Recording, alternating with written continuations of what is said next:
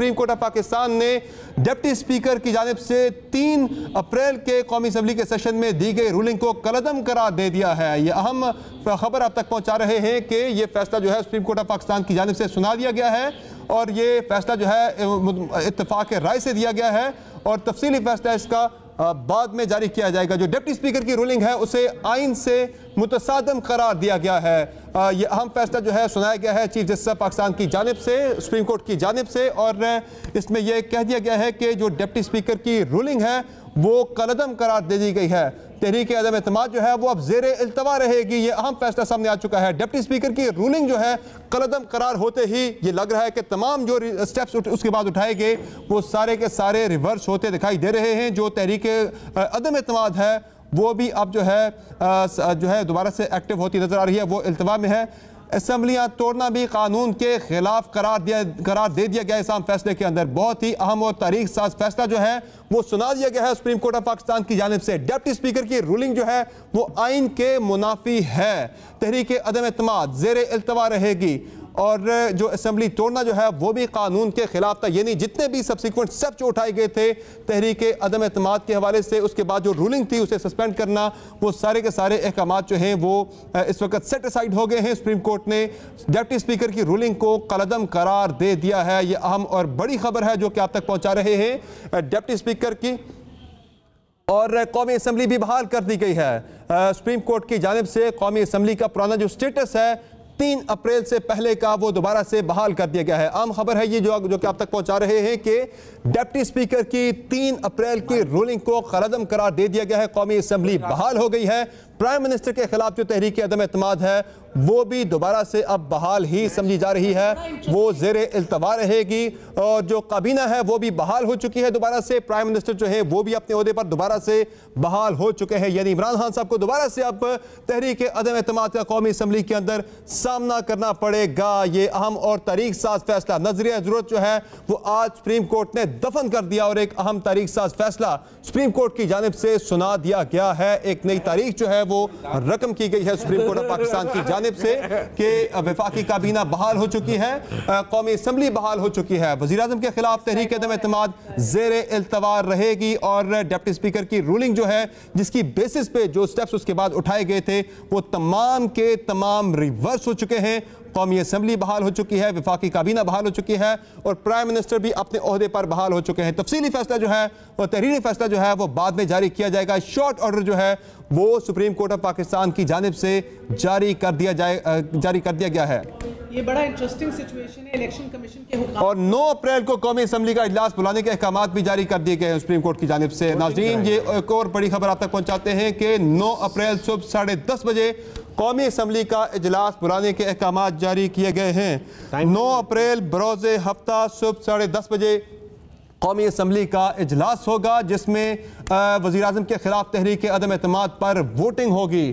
तमाम स्टेप्स जो कि उठाए गए थे 3 अप्रैल और उसके बाद हुकूमत की जानिब से वो तमाम के तमाम रिवर्स हो गए हैं, सेट असाइड हो गए हैं। चूँकि जो रूलिंग है डिप्टी स्पीकर की उसे गैर आइनी करार देते हुए कलअदम करार दे दिया गया है और उसके बाद जो वज़ीर आज़म की जानिब से सदर को समरी भेजी गई थी कौमी असम्बली तहलील करने की, वो समरी भी रिवर्स हो गई और कौमी असम्बली भी बहाल हो चुकी है। 9 अप्रैल को दिन 10:30 बजे वज़ीर आज़म इमरान खान साहब जो है उनके खिलाफ तहरीक अदम एतमाद पर वोटिंग होगी। ये फैसले में लिखा गया है क्योंकि तहरीक अदम एतमाद जो है वो दोबारा से अब बहाल हो गई है वज़ीर आज़म के खिलाफ और वो ज़ेरे इल्तवा रहेगी। अपोजिशन के लिए आज एक बड़ा फैसला है, उनकी एक बड़ी कामयाबी है क्योंकि वज़ीर आज़म जो चाहते थे, जो गवर्नमेंट चाहती थी वो नहीं हो सका। मुल्क में फौरी इलेक्शन का जो फैसला था, गवर्नमेंट चाह रही थी कि फौरी इलेक्शन की तरफ मामला जाए, वो नहीं हो सका। गो के इस फैसले से पहले सुना गया चीफ इलेक्शन कमिश्नर को भी बुलाकर कि क्या आप मुल्क में इलेक्शन करवा सकते हैं, तो उन्होंने ये कहा, बताया अदालत को कि वो किसी भी वक्त मुल्क में इलेक्शन करा सकते हैं। लेकिन जो डिप्टी स्पीकर की रूलिंग है वो कलअदम करार दिए जाने के बाद अब असेंबलियाँ भी बहाल हो चुकी हैं, काबीना भी बहाल हो चुकी है। इमरान खान साहब दोबारा से वज़ीर आज़म के ओहदे पर बहाल हो चुके हैं। ये मुत्तफ़िका फैसला है, ये 5-0 से मुत्तफ़िका फैसला जो है 5 वक्ती लार्जर बेंच की जानिब से सुनाया गया है और नजरिया ज़रूरत जो है उसे आज सुप्रीम कोर्ट ने दफन कर दिया है फिर से। जी मैं बुहारी साहब आप समर, हमारी कॉन्स्टिट्यूशनल हिस्ट्री में ये एक तारीखी दिन है, ये तारीखी फैसला है आज और होना ही था जो सूरत हाल थी। 5 5-0 मुत्तफिका फैसला जो है हम एक्सपेक्ट नहीं कर रहे थे, जिस तरह रिमार्क्स आ रहे थे और डिबेट्स हो रही थी। मुत्तफिका फैसला ये देनी पड़ेगी आपको। मगर अब इंटरेस्टिंग बात ये है कि देखिए, जिस डबल जेपटी का हम जिक्र कर रहे थे, एक बार फिर वजीर आजम को उसी वोट ऑफ नो कॉन्फिडेंस का एक हफ्ता उन्होंने खरीदा है, जिसके अंदर पूरे मुल्क के अंदर राजा साहब से भी जरा कमेंट लेते हैं इस फैसले के हवाले से। सलमान अकरम राजा साहब क्या कमेंट करेंगे इस तारीख साथ फैसले पर? बहुत ही खुशी है मुझे और मैं बहुत शुक्रगुजार हूँ एक तरह से अदालत उज़्मा का कि उन्होंने ये फैसला दिया। देखिए, इसका कोई ताल्लुक सियासत से नहीं है, इसका ताल्लुक हमारी आईनी शनाख्त से है, हमारे आइन की जो इंटेग्रिटी है उससे है। और अगर इससे बरक्स कोई फैसला होता तो मैं इंतहाई मायूस होता। सही है। नाज़रीन, इस वक्त आप मनाज़िर भी देख रहे हैं कि जो अपोजिशन के जो रहनुमा हैं, कारकुनान हैं, वो खुशी से जश्न मना रहे हैं, विक्ट्री के निशानात बना रहे हैं, चूँकि डिप्टी स्पीकर की रूलिंग जो है वो सुप्रीम कोर्ट की जानिब से कलअदम करार दे दी गई है। 5-0 से इत्तफाक के राय से मुत्तफिका ये फैसला 5 रुकनी बेंच ने ये सुनाया है। और सबसे अहम बात यह है कि डिप्टी स्पीकर की रूलिंग जो है वो कलअदम करार दिए जाने के बाद जितने भी स्टेप्स जो है उठाए गए थे निगरान सेटअप के क़याम के हवाले से, असम्बलियों की तहलील के हवाले से, हुकूमत के खात्मे के हवाले से, वो तमाम के तमाम रिवर्स हो चुके हैं।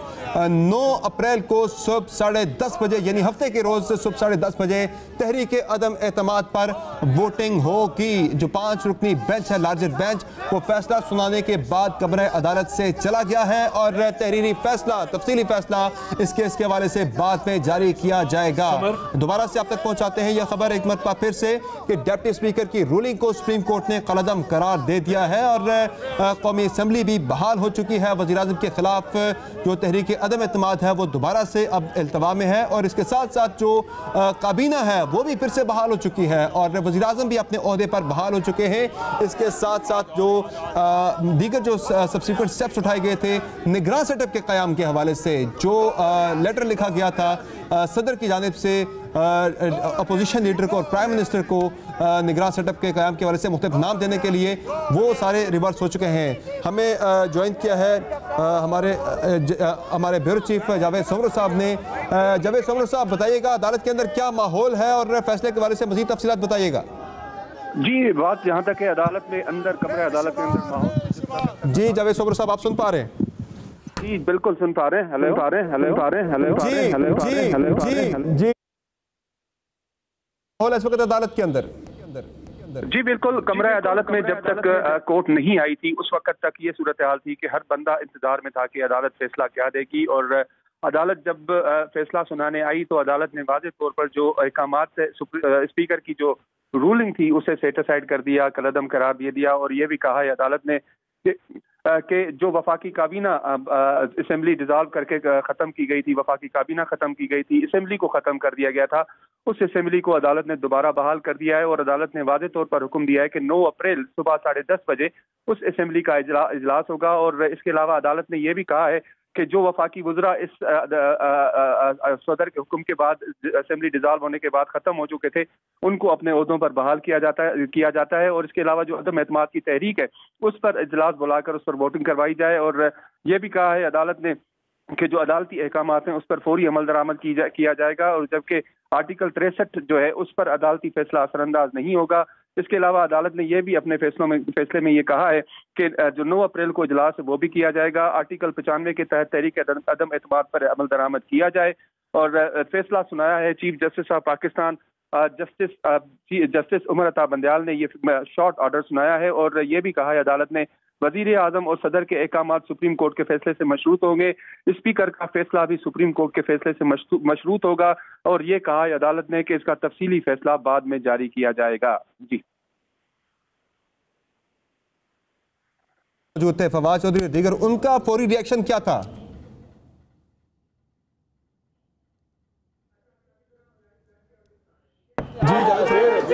बिस्मिल्लाहिर्रहमानिर्रहीम। बहुत मेहरबानी जी। बिस्मिल्लाहिर्रहमानिर्रहीम। बहुत मेहरबानी जी।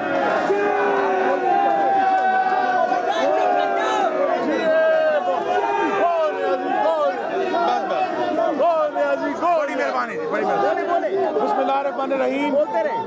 आज पाकिस्तान के 22 करोड़ आवाम के लिए एक शुक्र और अल्लाह ताला के हजूर सजदे का दिन है, क्योंकि आज तारीख का धारा बदला है और पाकिस्तान की आला तरीन अदालत ने आईन पाकिस्तान की हिफाजत, आईन पाकिस्तान की तौकीर और असल में 22 करोड़ पाकिस्तानियों की इज्जत का फैसला किया है कि वो मुकद्दस दस्तावेज जिसे हम आईन पाकिस्तान कहते हैं, वो कागज का टुकड़ा नहीं, आज अदालत ने और पूरी पाकिस्तानी अवाम अदालत के साथ है ये कहने में कि हमारा 1973 का आईन एक जिंदा दस्तावेज है और ये जो जिंदा दस्तावेज है इसके ऊपर हमला किया इमरान खान की फाशिस्ट हुकूमत ने। इस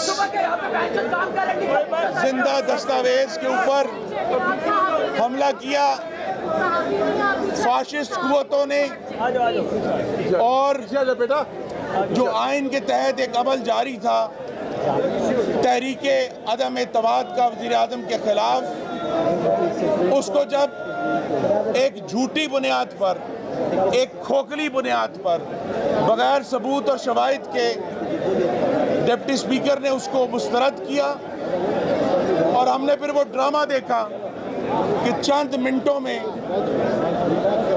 वज़ीर आज़म ने अपना वो हक जो उनके पास नहीं था असेंबली की तहलील का, वो इस्तेमाल करके कानून को रौंद कर आइन शिकनी करके उन्होंने असेंबलियां तहलील की और ख़तों पे ख़त लिखने शुरू कर दिए। आज अल्लाह ताला के हजूर सजदे का दिन है कि आईन पाकिस्तान के लिए अदालत ने एक बड़ा वाज़े और साफ और पूरी तरह आइन की हिफाजत से भरपूर ऑर्डर दिया है कि डिप्टी स्पीकर की जो रूलिंग थी वो मुस्तरद है। उसके तहत जो आज के पता नहीं कौन से वजीर आज़म हैं, अबूरी हैं, आर्जी हैं, जो भी हैं, उन्होंने जो तमाम अहकामात जारी किए, सदर पाकिस्तान ने जो तमाम गलत अहकामात जारी किए, अदालत ने उन्हें गैर कानूनी और बगैर किसी कानूनी असर के करार दिया है। इसका मतलब ये है कि इंशाअल्लाह अगले चंद घंटों में पाकिस्तान की मुंतखब कौमी असम्बली दोबारा सेशन में आएगी और वो अदम एतमाद जो हमसे छीन लिया गया था वो हमें वापस मिला है। मैं अब गुजारिश करूंगा सुप्रीम कोर्ट बार एसोसिएशन के सदर जनाब हसन बून साहब से कि वो उस पर अपनी राय दें। बिस्मिल्लाहिर्रहमानिर्रहीम।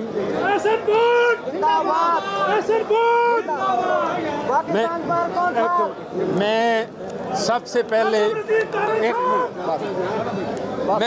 पहले अपने सुप्रीम कोर्ट ऑफ पाकिस्तान को मुबारकबाद देता हूँ कि उन्होंने आज नज़रिया ज़रूरत को हमेशा के लिए दफन किया है और मैं मुबारकबाद देता हूँ आइन की बाला हुई।